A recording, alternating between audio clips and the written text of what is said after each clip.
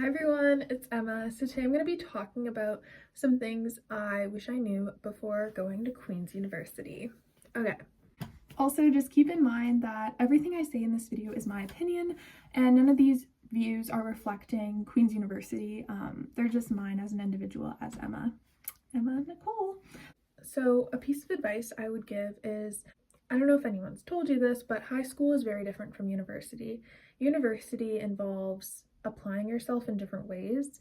You have to be a lot more independent. You have to take the initiative to go to your classes because you can't rely on your prof to be telling you what's for homework like they do in high school, because in university they have way too many students to be monitoring who submits what. So it's really strict with like policies, and usually for getting things in on time. You often will get a late grade deduction if you do submit something late. So going to class would be the number one thing. You are paying for it, so I would encourage it. If you don't want to fall behind, you can often talk to classmates as well if you might need like a study group or want to work with other people. And every program is really different. That's something else I've learned. So if you're an art sci like I am, so I'm third year, I'm going to fourth. Art sci just means arts and science. That's the program that overarches a lot of different degrees. So I'm in philosophy and psychology joint honors, but you could do a single honors. I'll put on the screen here all of the options they have for majors. But if you're an art sci, you declare your major after you have experienced first year. So you take 5 courses per semester. Usually they're full year courses in first year, so it'll be like you've taken 5. But they switch halfway through the year to like either a different instructor or it's a different sort of subject. And then by the springtime, in the end of first year, you decide, okay, what do I want to focus my major on? Usually there's a cutoff grade. You have to meet a minimum requirement, so check what that grade is before you go into a path you might not excel in. I chose my major because, well, my joint honors, because I really enjoyed psychology and philosophy since high school, and I liked the way that they were taught. I like psychology a little bit more, I think, now than I like philosophy, just because in university philosophy is super different than in high school, obviously. But I didn't know that the subjectivity in how TAs grade would be the way it is. And that's just like one downside of being in the arts, is that your TAs kind of decide what your grades are going to be. It's not profs who grade most of the time. You have teaching assistants. So it's very different in the sense that they're getting paid to grade your work. They have a lot of papers coming in, a lot of assignments that they're grading. And in philosophy, let's just say it's a little hard. It's a little challenging, for sure. And sometimes I'm like, wow, I could have just done psych and drama like my friend Ivy did, and I would have probably been a lot happier, because I absolutely love drama and I could see myself excelling in that program line. But you know, that's a learning experience, and you might make a decision that you look back on and you're like, oh, that probably wasn't the best choice. But would I be where I am today if it weren't for also choosing philosophy with psych? No. I think it's made me a stronger writer, and even though I'm not always happy with my grades, it's still like I'm growing through each course I take. So I guess long-winded, I could say another piece of advice is to not place all of your value as a person on the grades you get. This can be really hard if you are super academically involved, and especially in high school, our grades are often inflated in grade 12 because our teachers want us to do well, be able to get into schools. Or also you just by grade 12, you're really comfortable with the school environment you're in and you're able to excel. Whereas in first year, it's kind of like, whoa, like this is a whole new environment. Usually you're not from the city you go to school in, or you might be.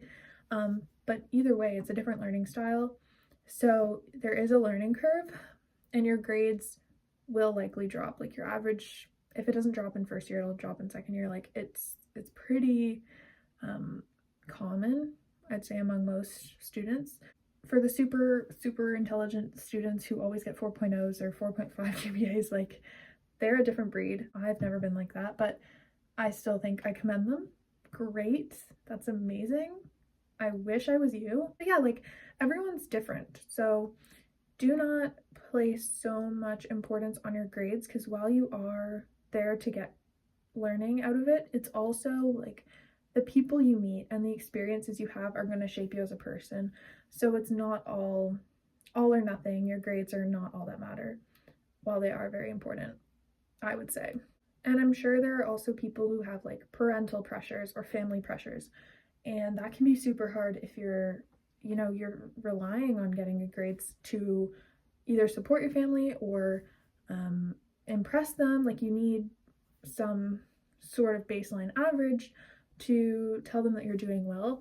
And in those kinds of cases, try not to let the pressure get to you too much. If you do need to talk to someone though, Queen's has amazing counseling resources. So I'm going to talk about that now. So something I love about Queen's is we have amazing health resources. So Student Wellness Services has actually a counselor service. So you can get free counseling as long as you're a Queen's student.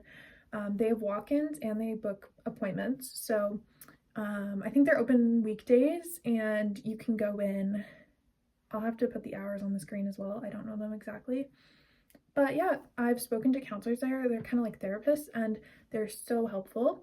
More academic though, if you're talking like you need academic advising, we have career counselors and career services.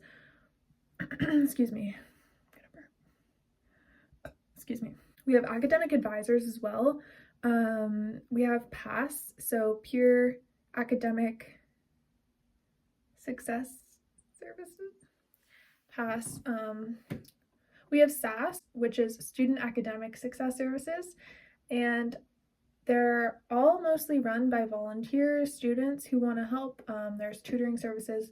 I really recommend, like, if you are thinking of Queen's or if you're going to Queen's, like, use the resources available to you because they're amazing. I just moved the angle because it's getting a bit darker. But another thing I would like to mention about Queen's is the party culture. That is something that's super prevalent. A lot of people choose to go to Queen's because they know it is like a party school. But I also want to mention that if you aren't interested in involving yourself in that, you don't have to. You absolutely do not need to go to parties. As much as people might say they're fun, like they, to me, are sometimes a little bit underwhelming. Like street parties and all that, they can be dangerous. So I would just say proceed with caution. And just know that you are going to reflect the people you hang around with the most. So for example, if you hang out with people who are constantly partying, if you're of age and you're drinking and, going out all the time, the people you hang out with are probably doing the same, and they may not be focusing as much on school. So while it might be fun in the short term, you want to really think about, okay, is this where I want to be? Are these people, are their goals aligning with my goals?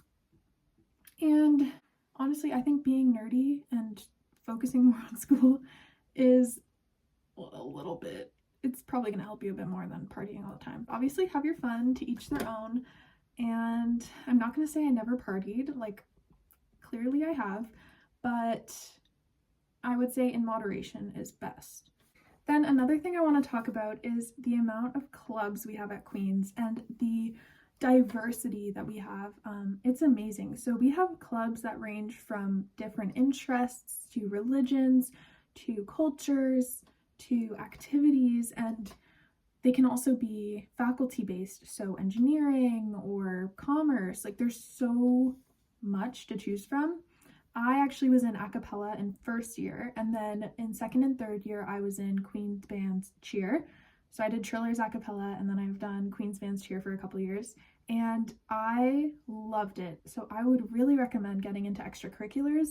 The Athletics and Rec Center, which is the gym, actually also has intramurals that you must sign up for in the first few weeks of school. I'm pretty sure, like pretty early on.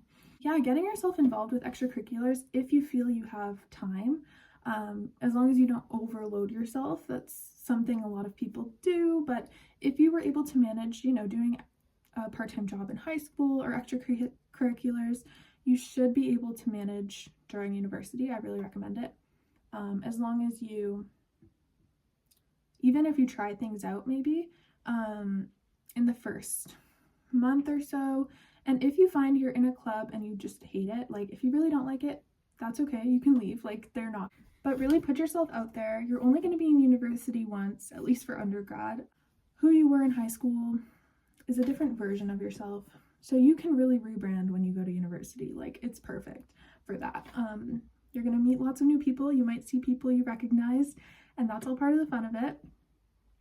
And yeah, if I think of anything else, I'll add it to the description, or I could make a part 2 of this video just to go more in depth on different subjects. So if you have any specific comments or questions, please leave them in the comment section down below. I'd be happy to answer them.